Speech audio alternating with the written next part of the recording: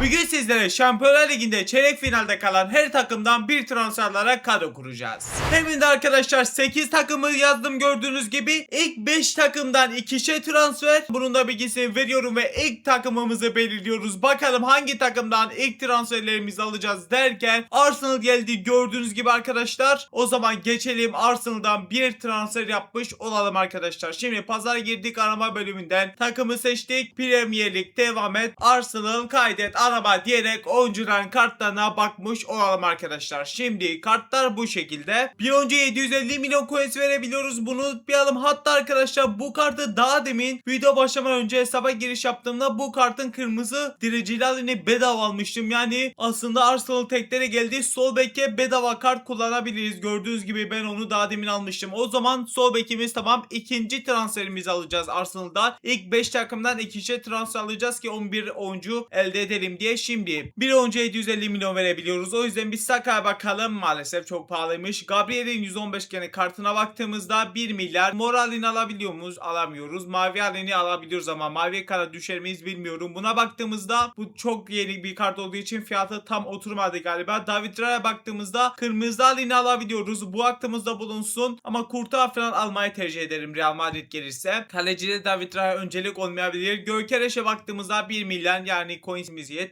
Sol beki tamamladık zaten. Eze'ye geldiğimizde arkadaşlar Eze'nin aslında turuncu olsaydı çok güzel olacaktı ama maalesef yok. Sağ beke bakalım. Sağ bekimiz mavi halini alabiliyoruz. O yüzden almayacağım. Odegaard'a baktığımızda ise arkadaşlar bunun da 829 milyon hali varmış. Son olarak da Trossard'a bakacağım. Turuncu hali varmış. Aslında Trossard alınabilir. Zayıfa'ya da 5'miş. Güzel bir kart ama Real Madrid gelirse Vini falan da var ama o kadar yani düşünmeyeceğim. Şu anlık Arsenal geldi. Arsenal'dan da bence Trossard mantıklı gibi duruyor. Onayla diyerek de almış olduk kartımızı. Emirler bölümüne giriş yaptığımızda gelmemiş. Bir kez daha giriş yaptığımızda gelmiş oldu. 118 genlik kartımız. Şimdi o zaman kadromuza geldiğimizde 2 yeni Arsenal transferimizi, birincisi Calvin Furry ekledik. 91 gen olduk. Trossard'ı da eklediğimizde 94 gene kadar ulaşmış olduk. Şimdi o zaman geçelim ikinci takıma. Ama ilk öncelikle Arsenal'da arkadaşlar buradan silelim ki bir daha gelmesin. Çarkımızı çevirdik. Bakalım ikinci takımımız ne olacak derken PSG geldi. PSG'den de bildiğiniz gibi 2 transfer yapacağız. Çünkü ikinci sıra olarak takım geldi. Şimdi o zaman burayı sıfırladık ilk öncelikle. Lig 1 yaptık. Kayıt devam et dedik. Buradan da Paris'i bulduk. Kaydet arama dediğimizde Paris'teki kartlar bu şekilde. 115'ler genellikle arkadaşlar 750 milyon üstünde kalmıyor derken kalmış. 700 milyona bu oyuncu alabiliriz. Bu aklımızda bulunsun. Paço'ya bakalım. Bunun kartı var mı? Yani fiyatımız uygun değilmiş olsa da. 115 genlik Paço'ya bakalım. Bunun da arkadaşlar yani 840 milyon veremiyoruz. Mavi dereceli halini alabiliriz. Bu da aklımızda bulunsun. Ama tabii ki de genel olarak bu kart daha mantıklı. Sağ kanat Due'ye bakalım arkadaşlar. Yani turuncu hali var hem de fiyatımıza uygunmuş. O zaman direkt hiç uzatmadan ilk transferimiz Due olsun mu be? 114 genlik bir kart daha var ama bu pahalıymış. O zaman buradan Totti Due'mizi alalım. İnşallah güzel karttır. 729 milyona onayla ederek ve isteğimizi verdik. Şimdi ikinci transferimizi arayacağız. Sol kanatı zaten tamamladık. O yüzden Kvara'ya bakmamıza gerek yok. 114 genlik Paço'nun da kırmızı hali varmış. O zaman hiç uzatmadan 503 milyona da Paço'muzu almış olduk Paris'ten. İki transferimizi gördüğünüz gibi almış olduk. Paris'ten de iki transferimiz hazır bir şekilde bekliyor. Şimdi ise yedeklerden Due'mizi ilk önce ekledik. 97 gen olduk. Paço'muzu da geldik. Ekledik. 99 gene kadar ulaşmış olduk. Şimdi o zaman 3. takımı seçeceğiz. İlk öncelikle buradan PSG sildik. Çarkımızı çevirdik. Bakalım 3. takımımız ne olacak derken Barcelona geldi. Yani güzel kartlar olacaktır. Şimdi Barcelona'dan burada Kunde, Raphinha falan var ama arkadaşlar derecesiz olduğu için ilk tercihimiz olmuyor. Dereceli almamız lazım. Güzel maç çıkarmamız lazım. Oynamamız için arkadaşlar cezalı maç her kadro kurmada yaptığımız gibi bugün de yapacağız. Şimdi La Liga'yı seçtik. Devam et dedik. Buradan da Barcelona dedik. Kaydet arama dediğimizde Barcelona kartları bu şekilde arkadaşlar. Şimdi 116'lara bakmaya gerek yok. Zaten 750 milyonun üstünde oluyor genelde %99'u. O yüzden 115'lerle bakmaya başlamak daha mantıklı derken Daniel alamayız. Pedri'ye bakalım arkadaşlar. Pedri'nin de fiyatı uygun değil. Raphinha'ya baktığımızda ama sol kanatı aldığımız için sol kanata bakmamıza bile gerek yok. De Jong aslında çok güzel olur ama sadece mavi halini alabiliyoruz. O yüzden tercihimiz olmaz. Araujo'ya baktığımızda arkadaşlar bunun da mavi yeşil halini alabiliriz. O yüzden ilk tercihimiz olmasın. Garcia yani mor halini alabiliyoruz. bekliyoruz. Bu aklımızda bulunabilir. Kunde vaktimiz olursa müthiş olur ama 1 milyar küsür. Leva bakalım ama yani Leva'da santrif olarak bilmiyorum alsak mı? Ama öncelik olarak bunu alacağız gibi duruyor. O yüzden aklımızda bulunsun. Leva'nın başka 110 hoşgenli kartına bakmaya gerek yok. 110 hoşgenli ön baktığımızda hiçbir hal yokmuş pazarda. Sağ kanatımızı bitirdiğimiz için oraya da bakmayalım. Fermin'e bakalım. Son olarak da Fermin'in de arkadaşlar pazarda yokmuş. O zaman ilk oyuncumuz Barcelona'dan Lewandowski alacağız. Buraya Mbappe almak daha güzel olurdu ama maalesef ilk Barcelona geldiği için Leva'yı bu şekilde almış olduk. Çok da aşırı derecede elimden geldikçe düşmemeye çalışacağım genel olarak. Şimdi ikinci oyuncuyu belirleyeyim ben. İkinci Barcelona oyuncumuz da arkadaşlar kırmızı dereceli 114 genlik De Jong kartı olsun. Başka da zaten alınabilecek kartımız yok gibi duruyordu. O yüzden De Jong destek verdik. Emirler bölümünde de Barcelona çift oyuncumuz da gelmiş oldu. Onlar da eklemiş olalım ki kadromuz gittikçe güzelleşsin. Yedeklere girdik. Lewandowski ekledik. 102 gen olduk. De Jong'umuzu da eklediğimizde arkadaşlar 105 gene kadar ulaşacak. Diziliş değiştirmek mecburiyetinde kalmazsak atak hattımızı bitirdik. 105 gene kadar da ulaşmış olduk. Şimdi o zaman 3. transferimizi belirleyelim. Pardon 3. takımımızı belirleyelim derken 4. mü? Aynen 4. takım olacak. Bakalım 4. takımımız ne olmuş oluyor arkadaşlar. Son olarak bakalım Atletico Madrid. Yine İspanya takımlarından geldi. O zaman Atletico Madrid'den inşallah orta saha ve defans hattında güzel kartları olan oyuncular vardır. Şimdi o zaman La Liga'ya geldik. Sıfırlama gerek yok zaten buradan Atletico Madrid'i seçtiğimizde ise bakalım arkadaşlar kartlar neler varmış derken Llorente var ama fiyatımıza uygun mudur? Maalesef hiç uygun değilmiş. Pablo'ya bakalım. Pablo'ya baktığımızda turuncu harf falan olsaydı müthiş olacaktı ama maalesef yok. Gimenez'i olursa güzel olabilir ama yine turuncu harf falan hiçbir kartı yok. Koke çok ağır kartlar ama yine bakalım. Bunun da yeşil hali var sadece. Kötü oldu. Griezmann'a bakalım o zaman. Griezmann'a baktığımızda mor hali varmış. Oblak alabilirim aslında turuncu hali varsa derken turuncu hali varsa o zaman bence kalecimizi Oblak koruyabilir. İnşallah da güzel karttır. Özellikleri falan bu şekilde. İlk oyuncumuzu bu şekilde belirlemiş olduk. Şimdi başka kartlara baktığımda aslında sağ bek Llorente'yi alıp da bitirebiliriz ama Llorente de tam bir sağ bek değil ki. Bilmiyorum ne yapacağımı. En mantıklı en yüksek genliği alabildiğimizi kartını alalım bence. Atletico Madrid takımında ikinci transferimizi Gimenez'in bu kartına yana kullanmak istediğim kırmızı dereceli hali var. 76 milyona da isteğimizi verdik karta. Buradan çıkalım. Emirler bölümüne giriş yaptığımızda kartımız gelmedi. Şimdi geldi mi? Gelmiş oldu. Şimdi Oblak ve Gimenez'i aldık Atletico Madrid takımından. Şimdi ise kadromuza geldiğimizde ise defans hattına 2 transfer yapmış oluyoruz. 107 gen olduk. Gimenez'i de eklediğimizde 110 gene kadar ulaşmış olduk. Şimdi son 3 transferimiz kaldı. Şimdi ise son olarak bir takım seçeceğiz ve ondan da 2 transfer alacağız. Sonra kalan takımlardan hangisi gelirse ondan da bir transfer yapacağız. Real Madrid, Bayern Münih, Sporting ve Liverpool geldi. Bakalım 2 transfer son olarak hangi takımdan yapacakmışız? Real Madrid geldi. Güzel bir takım geldi. Yani orta sattığımızı bu takımdan bitirebiliriz gibi duruyor. Şimdi arama bölümüne giriş yaptık. Takım dedik. La Liga'ya girdik. Yine bu arada üst üste İspanya takımları geldi. Hemen buradan o zaman Real Madrid'i seçtik. Arama dediğimizde de aratmış olduk. Şimdi ilk öncelikle bir Arda'ya bakalım mı ya? Arda'yı almasam şimdi niye Arda'yı almayacaksın diyeceksiniz diye tahmin ediyorum. Turuncu Ali var mı? Yokmuş be. Keşke olsaydı. Ama şimdi de Arda alınır be. Tam da ofansif orta sahada lazım. O yüzden Arda'mızı alalım. 110 hoşgenin kartına isteğimizi verdik. Şimdi ise sağ bek veya stoper arayacağız. Bu arada Arda'nın burada bir kartı varmış. Ona bir bakalım arkadaşlar ama fiyatımız uygun değilmiş. O zaman isteğimizi çekmeye gerek yok. Şimdi bize bir sağ bek lazım. O yüzden Arnold'a baktığımızda uygun değilmiş. Bir de merkez orta saha lazım bildiğiniz gibi. Stoper de yanlışlıkla stoper demiştim. Bellingham'ı alamayız. Bu Bellingham'a bakalım. Belki turuncu Ali falan vardır diyeceğim ama yokmuş arkadaşlar. Başka baktığımızda Mbappe, Valverde aslında çok güzel olur. Var mı turuncu Ali? Varmış, güzel. Merkezde de oynar diye düşünüyorum. Oynuyormuş. O zaman bence Valverde ile Real Madrid'i bitirelim. 15 milyon fazla veriyoruz ama sorun yok. 15 milyon bütçemizi aşamaz. Sorun yok arkadaşlar. Valverde'mizi aldık buradan. Emirler bölümüne giriş yaptığımızda Arda ve Valverde'mizi gördüğünüz gibi isteğimizle birlikte gelmiş oldu. Şimdi yedeklere girdik. Valverde ekledik ama beceri puanı basacağız. 112 gene kadar ulaştık. Arda'mızı da eklediğimizde 114 gen olduk. Çok güzel bir şekilde Valverde'mizi fulllemiş olalım ki gen düşüşü yaşamamış olsun. Hemen buradan da defansa mı versek? Yok. Paslaşma verelim. Pasları daha güzel olsun arkadaşlar. Şimdi geri çıktığımızda ise genimiz arttı mı? Artmış. 115 gen olduk. Şimdi o zaman son takımı belirliyoruz. Bakalım o takım Bayern Münih mi olacak? Bu arada yanlış yazdım. Buraya düzelteyim. Bayern Münih mi olacak? Sporting mi olacak yoksa Liverpool mu? İnşallah Liverpool olur. Ya da sağ beki güzel olan bir takım gelir diyoruz ve bakalım ne gelmiş olacak. Liverpool geldi. Tam da aslında istediğim geldi ama sağ bek kartı var mı bir oyuncuda bilmiyorum. Takımlardan arkadaşlar. Premier Lig Liverpool'a girdi. Kaydet arama dediğimiz arkadaşlar. Sağ bek kartlara hızlı bir şekilde bakıyoruz. Frimpong var. Satın al dedik bakalım ama maalesef Turumcali falan yokmuş. O yüzden geçiyoruz. Gravenberch belki bir sağ bekte oynar mı? Oynamaz tabii ki de. Suzo Bozlay oynar aslında. O da aklımıza bulunsun. Bir 112 gen Frimpong kartını gördüm var mı? Turumcali var ama 874. Bütçemizi çok aşıyormuş. Başka bir kendisi sağ bek olan bir kart olarak 110 genlik bir kart gördüm. Turumcali varmış. Suzo Bozlay'ın bu kartı arkadaşlar şeyde oynayabiliyor. Biliyoruz sağ bekte ama defans özellik olarak düşüşte kalır. O yüzden bence buradan Frimpong alalım. Turumcali de var zaten. 415 milyona da isteğimizi verdik. Emirer bölümünde de kartımız geldiğine göre bunu da kadromuza eklemiş olalım ve Şampiyonlar Ligi'nde çeyrek finalde kalan takımlardan transferlerimizden kadromuzu bu şekilde bitirdik. Tam 118 genlik bu şekilde bir kadro oldu. Şimdi beceri ve antrenmanlarımızı basacağız. O sırada da lütfen like'lara basalım. Abone olup bildirim açmayı unutmayalım. Galiba video başına like istemeyi unuttum. Siz atmışsınızdır. Şimdilik destek vereyim. İlk kim kabul ederse onunla maç yapalım. Bizim kadromuzun son durumu bu şekilde. Karşı tarafında arkadaşlar kadrosu bu şekildeymiş. Bismillah diyerek maçımıza başlıyoruz. Cezalı bu arada. Aradan Paço çok iyisi oğlum. Frimpong verdi Valverde. Valverde Doué'ye. Doué bir çalım atar mı? Doué Valverde'nin koşusunu gördü ama bizde kaldı. Doué verdi şimdi Valverde'ye. Çok güzel bir çalım. Bıraktık Doué'yi ama geçmedi. Foul yapmışlar. Güzel bizde. İnşallah. Aynen öyle bizdeymiş ama çok uzakta kale. O yüzden tam bu penaltı noktasına doğru vurur mu birisi? Çok önde kaldı.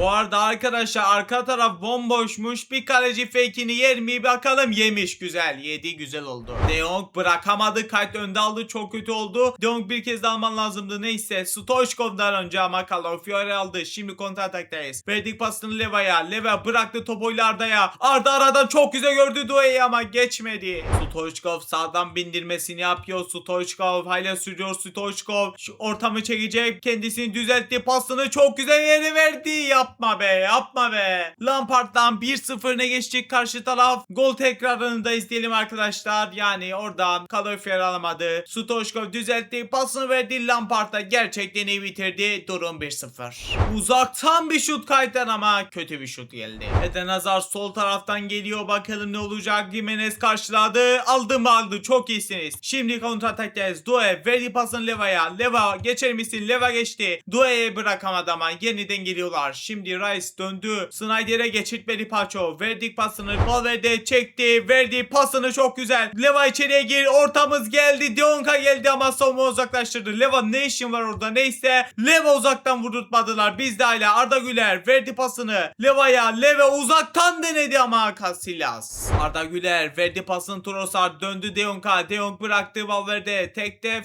Doué'ye. Doué Leva'ya. Leva bırakamadı. Doué'de kaldı. Doué bir kez daha Arda istediği verdi ona. Döndük Trossard'a. Trossard'dan bir çalım olur mu? Trossard geçemedi kare geri. Hemen almamız lazım. Calafiori alamadı. Lampard'dan geliyorlar. Arka taraf bomboş arkadaşlar. Stoichkov çalımını atmaması lazım. İki kişi sıkıştırdık ama yine geçti Stoichkov. Paço'yla geliyorlar. İçeri bomboş arkadaşlar. Orta çekseydi net gol atarlardı ama çektirmedi. De Jong önü bomboş sürüyor. Şimdi verdi arkadaşlar Trossard'a. Trossard bir çalım attı. Trossard yerden de pas Arda'ya ama geçmedi yine. Geçmedi. Valverde yine yükleniyoruz. Doué bıraktı şimdi Leva'ya. Leva aradan Doué'ye. Doué geç artık oğlum Doué. Bugün hiç güzel işler yapmadın. Doué şimdi geçemedi yine bizde kaldı ama. De Jong çalımını attı. Verdi pasını Trossard'a. Trossard tekti ama geçmedi. Kareger bıraktı ve maçı 1-0 yenildi. İstatistiklerimizde gördüğünüz gibi bu şekilde olmuş. Şimdi ise cezalı çarktayız. Bakalım arkadaşlar bugün ne kadar bile cezası yiyecekmişiz. O ekranımıza geldiğinde görmüş olacağız. Geldi 4 tane son gram draft bileti harca geldi. Yani 12.000 cevherlik ceza yapacağım. O zaman birinci biletten başlıyoruz arkadaşlar. Yol var mı? Maalesef olmadı. Bu arada bu paket garantiymiş. Bakalım ikinci biletten havuza girirse bir güzel bir şekilde cezamız ödül olursa müthiş olacak ama olacak mı görmüş olacağız. Şimdi Galler'den var mı diye güzel bir şey. Merkez ortası